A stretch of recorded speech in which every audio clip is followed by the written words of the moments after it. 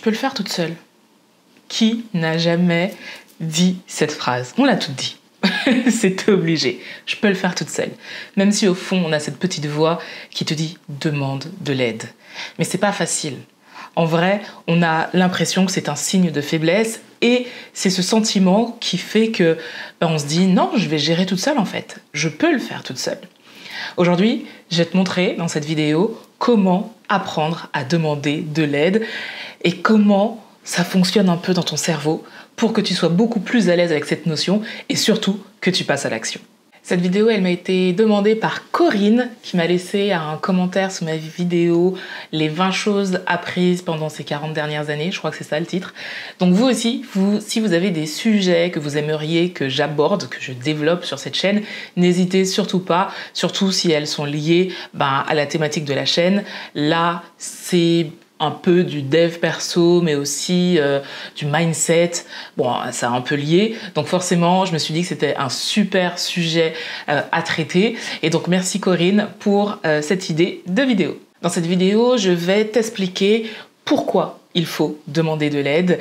Je te parle aussi du mécanisme qui va se passer dans ton cerveau, qui freine justement cette demande. Et bien sûr, reste jusqu'à la fin parce que je te donnerai toutes mes astuces pour réussir à demander de l'aide, que ce soit au niveau pro ou perso.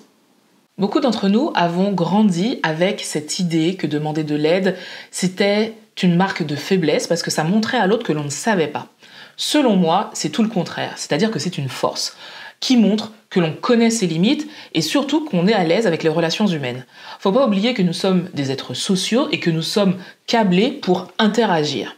Donc, au lieu de penser que c'est une faille, on va essayer dans cette vidéo de comprendre déjà comment ça fonctionne quand on demande de l'aide, là, et surtout trouver des astuces pour y aller de manière efficace sans avoir la trouille de sa vie.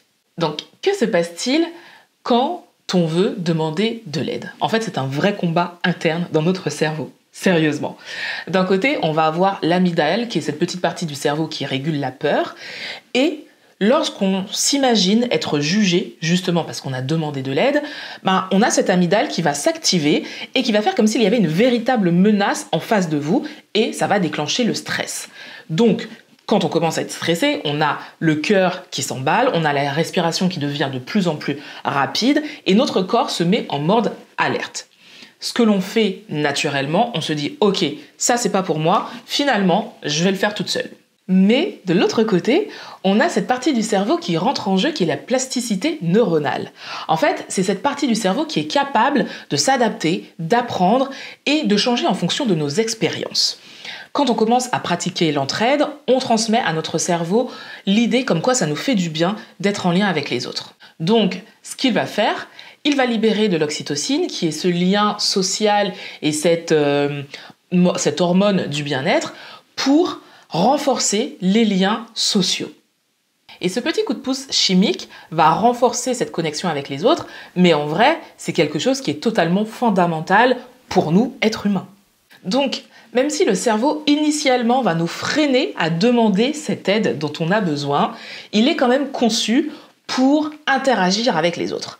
Donc en gros, il faut qu'on l'entraîne, il faut qu'on lui montre que c'est une bonne chose, et ensuite, il sera juste habitué à ça. Mais au-delà de la productivité, demander de l'aide est aussi bénéfique pour le côté mental. Pourquoi? Parce qu'en fait, on va, comme je vous l'ai dit tout à l'heure, montrer à notre cerveau que ça nous fait du bien et on sera beaucoup moins sujet à tout ce qui est stress et anxiété parce qu'on va éviter l'isolement émotionnel. Il y a un point important auquel des fois on ne pense pas. On pense souvent à celui qui demande de l'aide, mais en fait celui qui donne aussi a un aspect bénéfique parce qu'on se sent utile à l'autre et ça c'est génial pour les relations humaines. En philosophie, il y a Nietzsche qui, selon lui, admettre que l'on ne sait pas tout et oser demander de l'aide permettait de grandir et de s'ouvrir à l'autre. En demandant de l'aide, on admet tout simplement qu'on est humain et qu'on est capable de faire face à nos forces et faiblesses. On a aussi la très grande chercheuse américaine Brené Brown qui a très souvent parlé de vulnérabilité et qui explique que pour elle, demander de l'aide, c'était pas une preuve de vulnérabilité, bien qu'elle considère ça comme une force, qu'elle considère la vulnérabilité comme une force, mais au contraire, une façon de créer du lien de manière profonde et authentique avec les autres. Et c'est justement montrer à l'autre que l'on était vulnérable, mais que cela était une force et que l'on l'acceptait. Bon, alors c'est bien beau cette partie théorique, mais en gros, comment on fait ? Déjà, dans un premier temps, on va prendre conscience de ses pensées limitantes. Par exemple, il y a peut-être cette phrase qui revient « Ouais, mais si je demande de l'aide, ils vont juste penser que je suis incompétente. » En fait, ça, c'est ton filtre et c'est ta façon de penser. C'est pas ce que l'autre t'a dit. Donc déjà, de prendre du recul par rapport à ça et de te dire que c'est ta réalité imaginaire, qui n'est pas une réalité véritable, te permet de prendre un petit peu de recul par rapport aux choses et te dire ok, ça c'est une pensée, c'est une croyance limitante qui est en train de passer, je la laisse passer et ensuite on y va. Ensuite on va reformuler la demande d'aide. Je vous donne 2 exemples. Si je vous dis je suis désolée de te déranger mais j'ai besoin de toi, ou si je vous dis je voudrais ton avis sur ce sujet, ça m'aiderait beaucoup. À votre avis, laquelle donne moins l'impression que vous êtes un poids? La deuxième. Donc la façon dont vous allez formuler les choses fera aussi toute la différence. Soit effectivement on va avoir l'impression que vous êtes un poids, soit on va simplement se dire « Ah, elle a besoin de mon expertise, ok, avec plaisir ». Utilise la visualisation positive. Si tu demandes de l'aide, quel est ce résultat positif que tu vas avoir ? Visualise-le, mais de manière vraiment dans les détails, de manière profonde. Le fait de visualiser ce qui va potentiellement se passer, alors oui, en vrai tu n'en sais rien, mais déjà le fait d'être dans cette dynamique, de montrer à ton cerveau que la finalité peut être positive, va plus t'inciter à y aller que d'imaginer l'inverse. On est d'accord que si tu penses que la finalité sera quelque chose de bien, tu seras plus tenté d'y aller que si tu imagines que la finalité sera quelque chose de mauvais. Donc, utilise vraiment la visualisation positive pour te booster et imaginer la suite positive des choses si tu osais demander de l'aide. Dans le milieu professionnel, on peut se dire, encore plus que dans le milieu personnel, que demander de l'aide, c'est carrément être incompétent. Aujourd'hui, de plus en plus de leaders, de plus en plus de grands managers, au contraire, utilisent la demande d'aide pour être encore plus proches de leurs équipes. Parce que quand un manager, quand un leader ose demander de l'aide, il a cet aspect un peu plus authentique, un peu plus inspirant et il montre l'exemple en reconnaissant qu'il ne sait pas tout. Et ça, c'est juste chouette. L'exemple vient d'en haut. Si ton manager te montre qu'il ne sait pas tout et que de manière très humble, il vient demander de l'aide à ses équipes, en retour, celui qui est en dessous fera de manière plus ou moins naturelle la même chose. Par exemple, on a des personnalités comme Steve Jobs et Richard Branson qui sont de parfaits exemples des personnes qui demandaient de l'aide. Ils ont toujours dit qu'ils s'entouraient de personnes beaucoup plus intelligentes qu'elles pour solliciter leur aide justement sur des domaines qu'ils ne connaissaient pas. Et même quand ils connaissaient la réponse dans un domaine, quand ils étaient experts dans un domaine, ils demandaient quand même des feedbacks aux personnes avec lesquelles ils travaillaient. Et ça, je trouve ça trop chouette. Parce que ça montre que, oui, je suis peut-être Steve Jobs, mais j'ai besoin de savoir ce que toi tu penses, j'ai besoin d'avoir ton avis sur ça, j'ai besoin d'avoir ton retour. Et ça, c'est trop bien.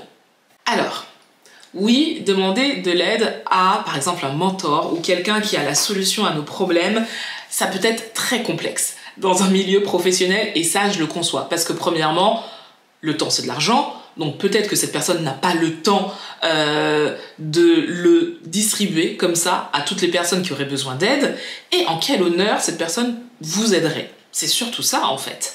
Donc avant d'aller frapper à la porte de quelqu'un et de lui demander de l'aide, il y a, selon moi, certaines choses à faire. Pour moi, la grande chose à faire quand on veut de l'aide de la part d'un mentor ou de quelqu'un dans un milieu professionnel, c'est d'abord de vous dire « Ok, qu'est-ce qui ferait que cette personne m'aiderait et qu'est-ce que moi, je peux lui apporter ?» Parce qu'en fait, on n'est pas dans un monde des bisounours où les gens n'ont que ça à faire. Donc si elle m'aide, qu'est-ce que moi je lui apporte? Qu'est-ce que ça lui apporte de m'apporter son aide? En gros, je me répète, mais je pense que vous avez compris. Et je vais vous donner un exemple simple pour que vous puissiez comprendre comment vous pouvez apporter une plus-value à quelqu'un pour que cette personne vous aide. J'ai un podcast, le podcast Ma Pause Café avec Tia. Et j'interviewe des gens. Mais comme je vous l'ai dit, les gens n'ont pas mon temps. Donc, il y a des gens qui acceptent et des gens qui refusent. Mais en tout cas, la façon dont je propose cette collaboration, cette conversation, elle est proposée de manière à ce que l'autre se dise « Ok, j'ai un intérêt à participer à ce podcast. » Et pas juste « Ouais, elle veut ma visibilité pour ce podcast. » J'ai 2 critères qui sont hyper importants quand je propose de participer au podcast. Le premier, je vais m'intéresser au marché de la personne que je veux interviewer. Et ensuite, je vais m'intéresser à la communauté de la personne que je vais interviewer. Je vous explique pourquoi. Quand je m'intéresse au marché, je vais proposer à la personne que je vais interviewer une thématique pour l'épisode du podcast en lien avec son marché. Pour elle, c'est bénéfique parce que, justement, c'est quelque chose qui lui parle et potentiellement, peut-être que si elle fait ce podcast, elle pourra réutiliser l'enregistrement pour son support à elle puisque c'est son marché. Donc là, on est gagnant-gagnant. Et ensuite, pourquoi je m'intéresse à sa communauté? Parce que potentiellement, ma communauté, soit elle correspond à sa communauté, et là, c'est génial parce que ce que dit cette personne, de toute façon, touchera ma communauté.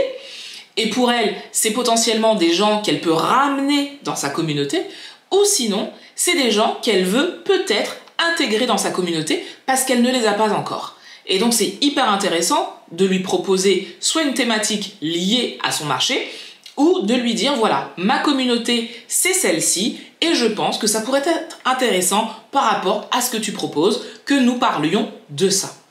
Et vous voyez, dans les 2 cas, c'est gagnant-gagnant. Moi, elle accepte de faire le podcast, donc moi j'ai sa visibilité et son retour d'expérience et son expertise, et à côté, elle peut utiliser le podcast pour des supports parce que ça colle parfaitement à son marché et ce qu'elle a envie de promouvoir, et c'est de la communication, ou elle peut avoir plus de personnes qui intègrent sa communauté via le podcast.